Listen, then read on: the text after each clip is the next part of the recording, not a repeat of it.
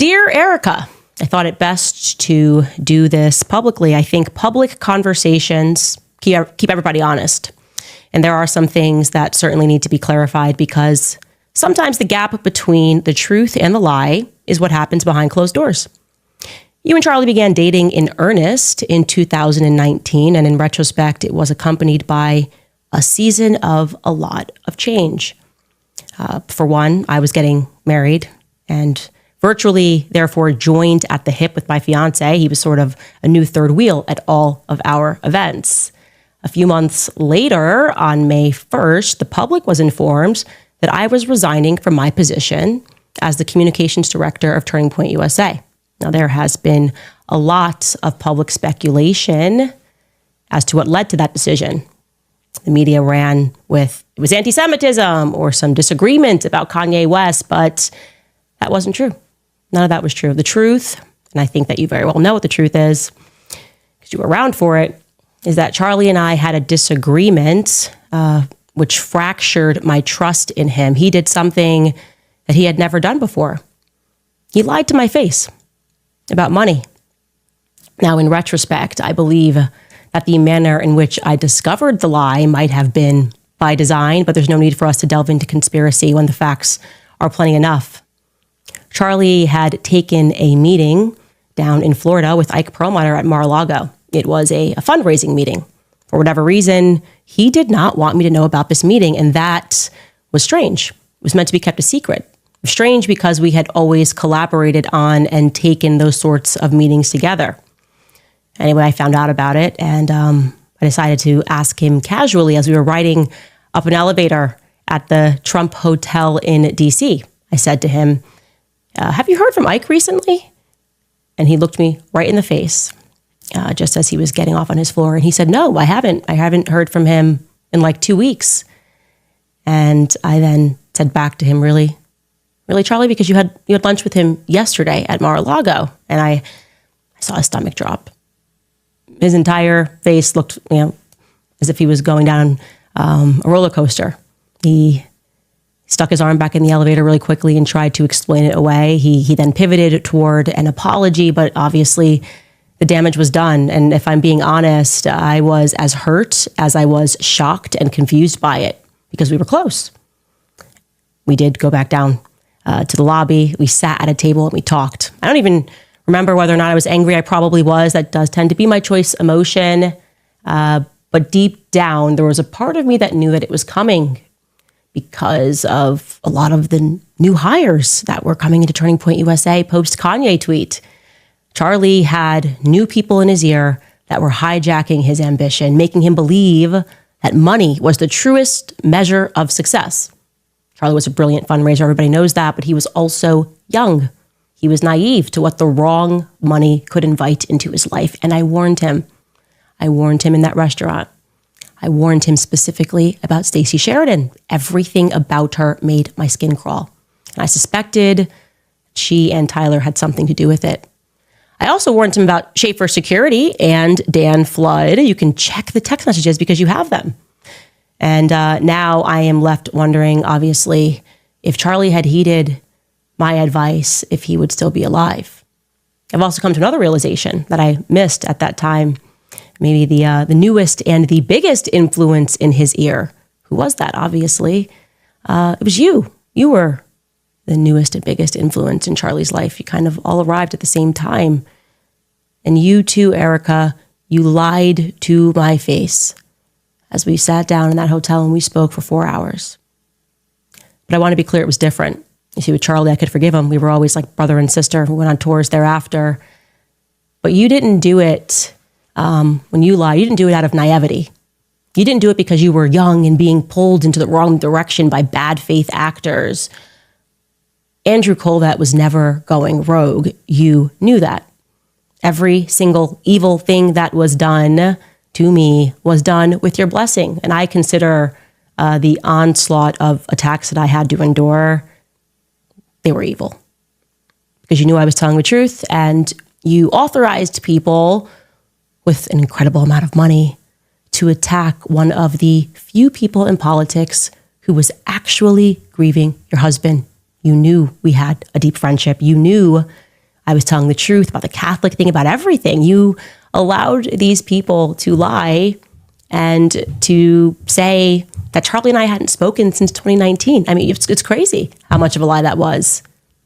You authorized it, and I now know that. The question is why? It was so cruel. It was so mean, right?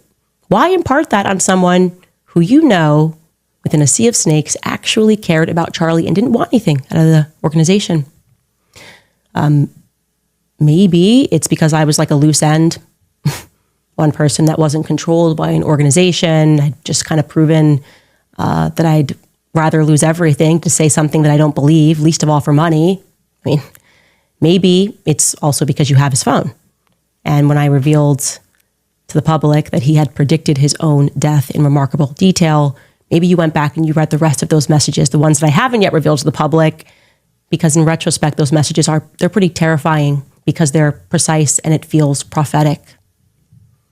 Charlie was gifted. You know that. I know that. And the government most certainly knew that as well since he was a kid, which is why it was at least very interesting to me that you told the New York Times, something that most people didn't pay attention to, but you told the New York Times the night before his murder, Charlie's, and I'm going to quote this, you said that Charlie's adrenal glands were just going off. He couldn't sleep.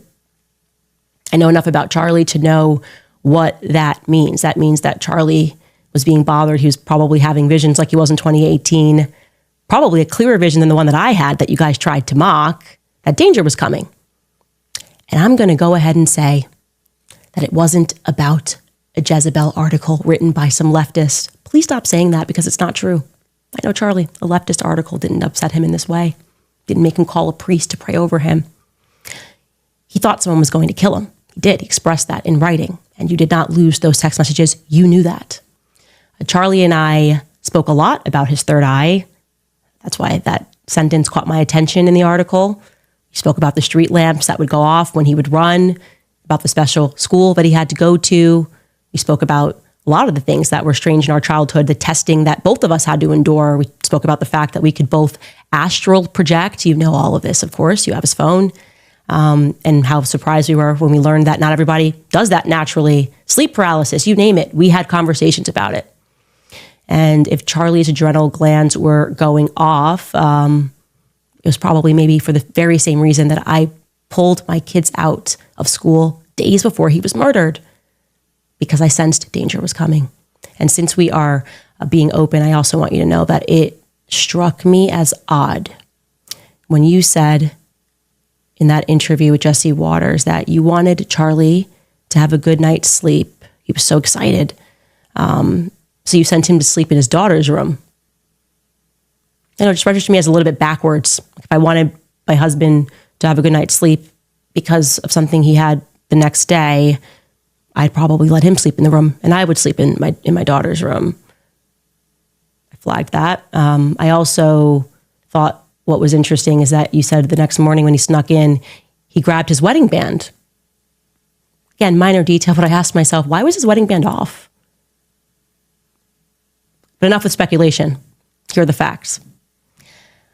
I now have verifiable proof in writing that Justin Strife and you lied to me.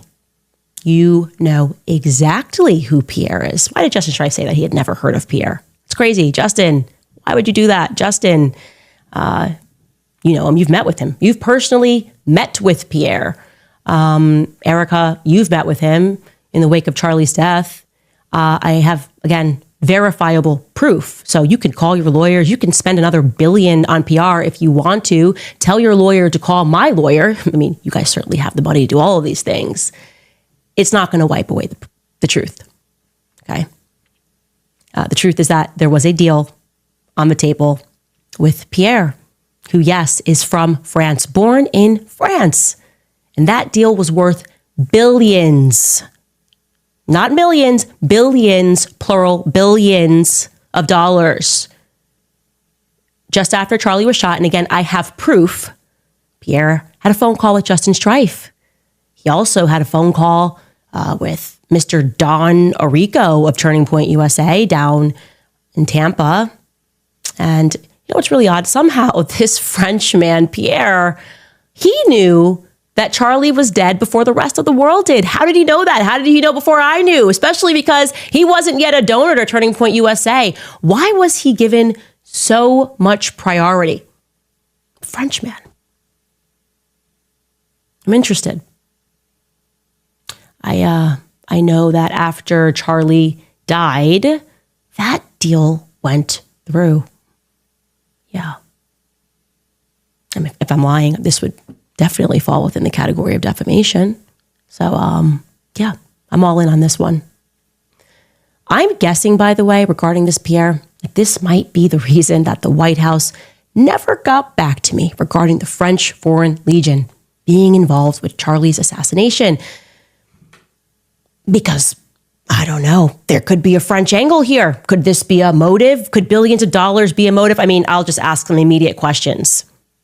My question would be, why would a devout Catholic Frenchman be looking to give billions of dollars to an evangelical organization? Is that not weird? Just objectively weird? Gosh, that's a pretty big investment. Just really care about free market capitalism? What's France got to do with college campuses in America? Full stop. The answer, Erica, is nothing. Nothing. And one of the things that when I was a kid, and other GATE kids, since we've been speaking about the GATE program, when they put you in these special classes, they test you frequencies, sounds, they made us drink fluoride, all the weird stuff. But one of the things that they're especially interested in is how quickly you can put together puzzles. And I want you to know that I excelled at that. I was really good at putting together puzzles. I gotta tell you, I think the picture is starting to emerge here. I think I was right.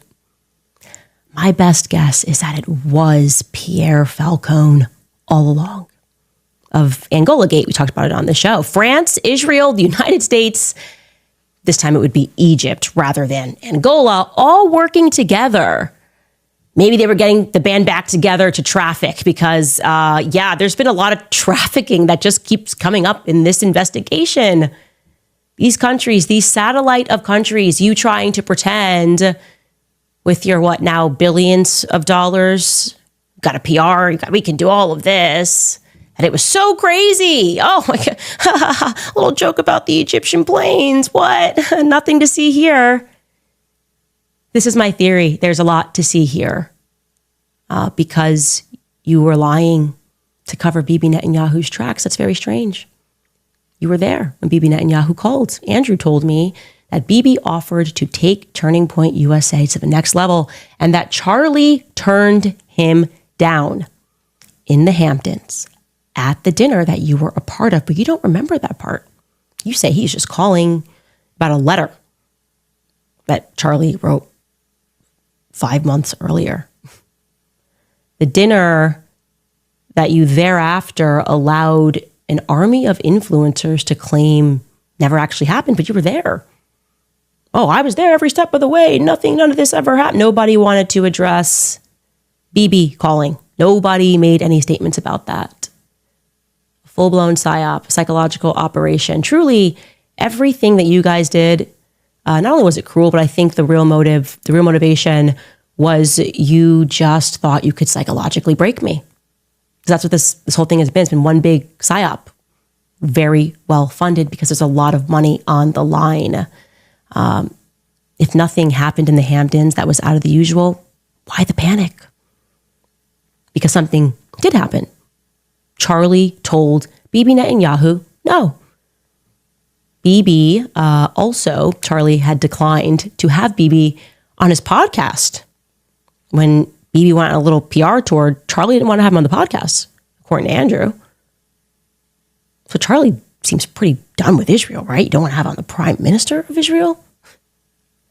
But the obvious question here at the media is not interested in, but I certainly am, is in exchange for what, right? In exchange for what was Bibi Netanyahu going to take Turning Point USA to the next level? In exchange for what? And also, how was he planning to get that money into the company? Turning Point was already worth $100 million. pulls in $100 million annually. What does the next level mean? It sounds like it would have to be billions. Via whom? My guess is Pierre. Erica. I think that there's a reason Pierre knew that Charlie was dead first. I think there's a reason he was a priority. How? Why? I think France and Israel are involved in Charlie Kirk's assassination. And I'm going to put that out there with full confidence. I also now have very strong evidence which suggests that you lied about your whereabouts on the morning of September 10th. Little details have been edited. You said that you were accompanying your mother as she was receiving a treatment.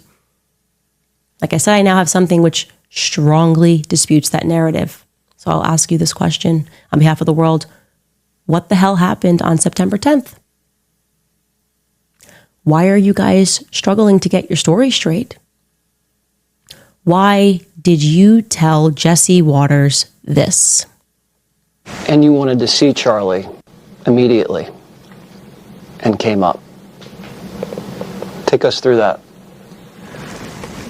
We landed in Utah, went straight to the hospital. Straight to the hospital? Andrew told me that when he deplaned, you guys embraced on the tarmac and he boohoo cried in your arms because he had so much pent up anxiety. So just given the planes, which you confirmed to me, which plane he was on and which plane you were on, that would mean that you had to wait for Andrew to land for an hour. You waited for an hour. Don't do the thing where you tell me that Andrew went rogue. Don't do that, Erica. You're lying. You would be lying. The question is why? Why did you wait? And how long did you wait? And who was on the Egyptian planes? Who took off to Delaware? Who stayed behind to communicate on that second plane that was transponding for no reason? I think you know what I know, which is that I'm going to find out. This is not going to be a never-ending mystery. This is not going to be the JFK story. I'm going to figure out exactly what happened, and I'm getting very close, against all odds, against billions. You might have the billions, but I have the truth. So that's what I wanted to say to you.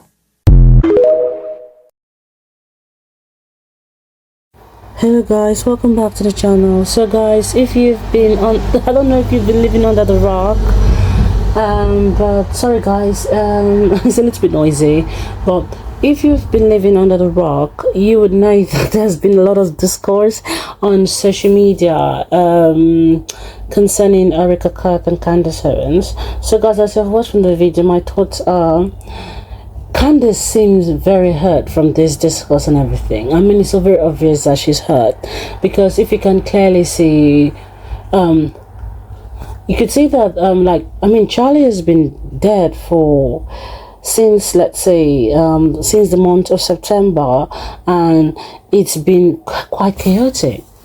Yeah, she's been dead since the month of September, and he's been dead since the month of September, and he's quite chaotic.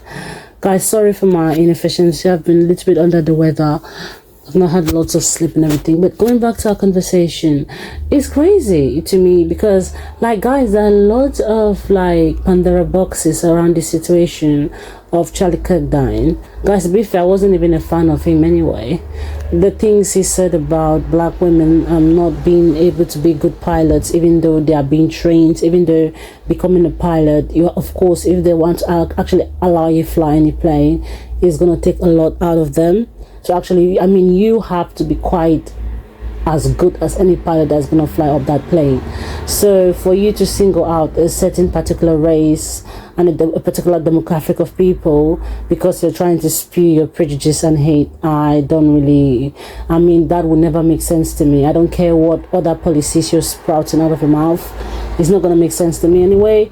I'm not glad that he's dead, but I'm not also going to celebrate it either, or am I going to mope or moan about it? The man, when he was alive, I'm sorry, I never did take heed to his policies or try to agree with him or meet him halfway concerning his policies. Guys, I do believe that if Charlie still would have been alive, his political party, it would have grown to something much bigger, and That's all I will say for now. Yeah, it would have gone to something much bigger that would even rival the Republican Party, because it's just now that I see him having all this stuff and everything. It would have grown to something larger that would have actually rival the political party. It definitely would have been, because it's crazy to me how after all this while, people are still finding out more what is happening. Guys, people also have been saying on the streets that Charlie had found out that Erika Kirk, his wife, had an affair. So he wrote her out of the will. Yes, guys. Yes, it's quite crazy, isn't it? It's quite crazy because I mean, wow, it's just nuts. Because I'm sorry, guys, people have said people have a different way of mourning, but the way Erica mourns in regards to Charlie, it's quite different from what I've ever seen. Another person who I strongly also disagree with her policies is and the party she supports is I can't believe I've forgotten her name. Oh my days. Do you know? I don't know. She's got red hair. She's grown incredibly thin. Sharon Osbourne, that's her. Thank God I've just recognized her. Sharon Osbourne. I don't really identify with her politics and her hatred for Meghan. But that aside, when her husband Ozzy died, come and see how she was not, I don't know if she was putting out a performance, but she actually seemed heartbroken. Do you understand? She seemed heartbroken. She seemed conflicted in any possible way. She did seem conflicted. She was like, oh my days, oh my days. She seemed like conflicted and everything.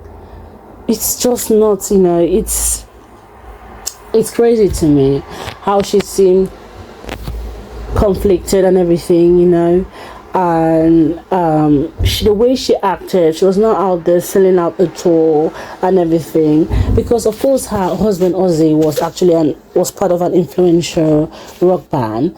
She didn't actually go out her way to actually monetize his death. It was just pure. I've not even heard anything from her for ages, but it's crazy to me how this Erica went about the whole situation. It's crazy to me. It's crazy to me, and it's just nuts to me. And yeah, it's wow, it's nuts to me. And like, I'm sorry, the way she's acted, it doesn't seem as if she's a woman in mourning or a widow in mourning.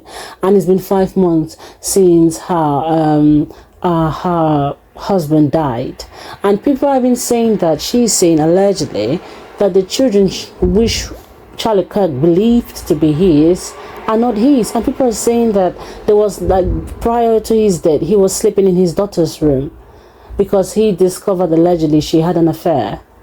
Wow. If all these are true or allegedly true, I don't think she ever did like Charlie. And people were saying that she was starting to discover that Erica was being planted into his heart and into his life as the wife for him, and that was not like she was actually planted in Charlie's life. It just goes to show that anything about, let's say, the Republican Party and their presentation of a woman being pure and being, let's say, upright and everything, it's just a facade. I've said this over and over again in my channel, that she had actually lived in a let's say in a place where she was 5 years in a big city that is known to be a sin city. So do you actually believe within those 5 years she lived as a single person? She didn't have maybe of something like an intimacy escapades, or I'm just maybe reaching out allegedly. So it's not to me. So guys, this is all I've got to say about the situation.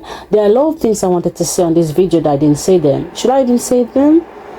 Wow. So all this purity culture that the Conservative Party preaches and all this conservative culture that Charlie was on about women preserving themselves, about girls remaining pure, about girls getting married very early at the age of 24. Guys, he didn't even get married to his wife at the age of 24. They were about maybe 32, 33 when she got married to him, and she was way years older than him, about 3 to 5 years older than him. And they are the first to go on bang on about purity culture and about how it's good for a woman to be pure. Do you see the hypocrisy in it? This is why I just hate hypocrisy in, like, when it comes to the Republican Party or whatever party they are in terms of conservative values or white Christian nationalism. I've always said white Christian nationalism on this channel. I've always gone bang about it, that it never will be Christianity, full stop, no matter how they're branded as. It's crazy to me. It's just crazy to me, guys. To be fair, this is all I've got to say about it. I think I'm going to make a video again concerning this alleged affair that people are actually talking about on TikTok. I'm going to make a video about it, maybe today or tomorrow, but hopefully today. Thank you, guys. If you're joining, please, if you finish watching the video, please comment, like, subscribe. We are allowed to disagree, please, but we have to do it in a very outside the mirror manner. Okay, bye, guys.